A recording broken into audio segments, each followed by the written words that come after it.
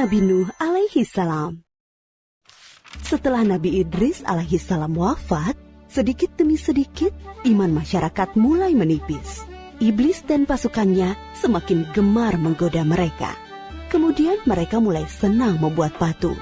Mereka membuat patung untuk menghormati para pahlawan, leluhur, tokoh-tokoh yang sudah mati. Patung-patung itu diberi nama sesuai nama para tokoh itu. Dari sekedar penghormatan, lama-kelamaan mereka mulai menyembah patung-patung itu.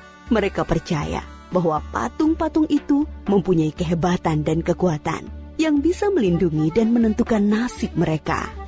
Di antara patung-patung yang disembah itu, ada 5 yang paling mereka agungkan, yaitu Wa'at, Suwa, Yahud, Yauk, dan Nasr. Inilah asal mulanya manusia menyembah patung dan berhala. Tentu saja, ini semua hasil pekerjaan iblis dan pasukannya yang berusaha sekuat tenaga menyesatkan manusia agar tidak menyembah Allah dan masuk neraka bersama mereka. Allah tidak membiarkan manusia tersesat semuanya tanpa petunjuk. Maka Allah memilih Nuh alaihi salam untuk mengingatkan kaumnya agar mereka meninggalkan penyembahan dan berhala dan kembali menyembah Allah subhanahu wa ta'ala. Siapakah Nuh alaihi salam? Nuh adalah cucu dari Nabi Idris. Fisiknya kuat, terbukti dari umurnya yang sangat panjang, sekitar 1000 tahun. Hatinya mulia dan sabar luar biasa. Pikirannya juga sangat cerdas, rendah hati, soleh, dan taat kepada Allah. Nabi Nuh adalah Rasul Allah subhanahu wa ta'ala yang pertama. Sebelumnya, Allah hanya mengangkat nabi-nabi saja. Mulailah Nabi Nuh berdakwah kepada kaumnya. Nabi Nuh mengajak mereka untuk memohon ampun atas dosa-dosa mereka dan kembali menyembah Allah agar tidak terkena azab dari Allah.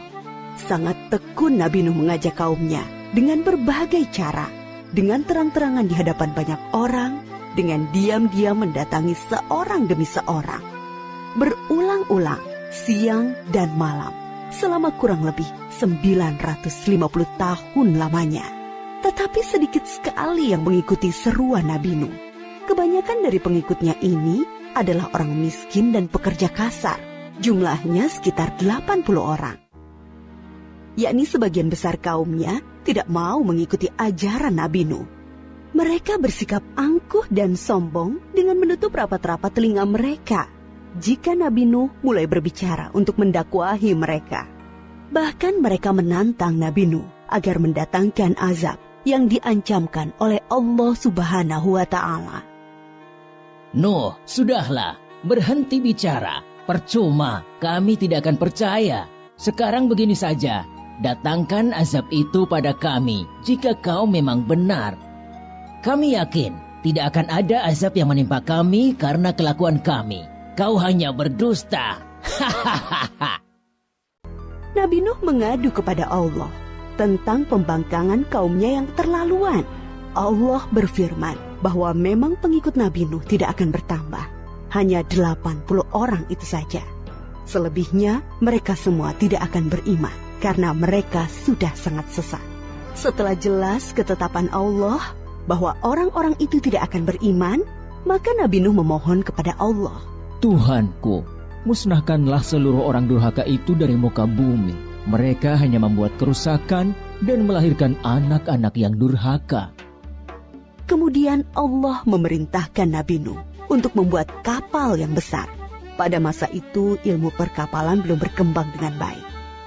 Allah mengajarkan ilmu itu kepada Nabi Nuh. Maka Nabi Nuh bersama pengikutnya membuat kapal besar terbuat dari kayu.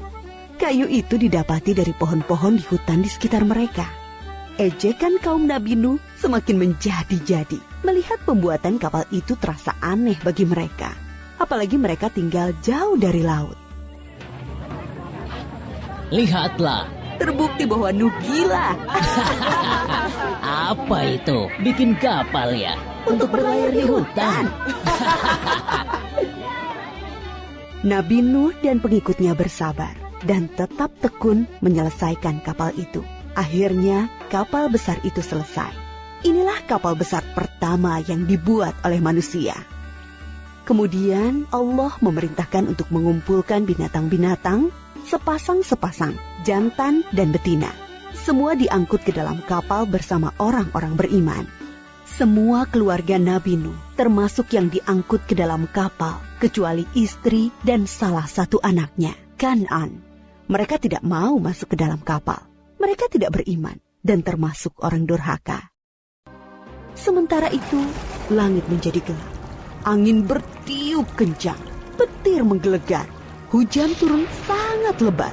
Dari dalam tanah memancar air yang semakin deras. Juga dari dalam rumah-rumah penduduk, dari dapur-dapur mereka. Dengan cepat, air membanjiri bumi. Makin lama makin tinggi, menenggelamkan rumah, pohon-pohon, dan tentu saja orang-orang di luar kapal Nabi Nuh.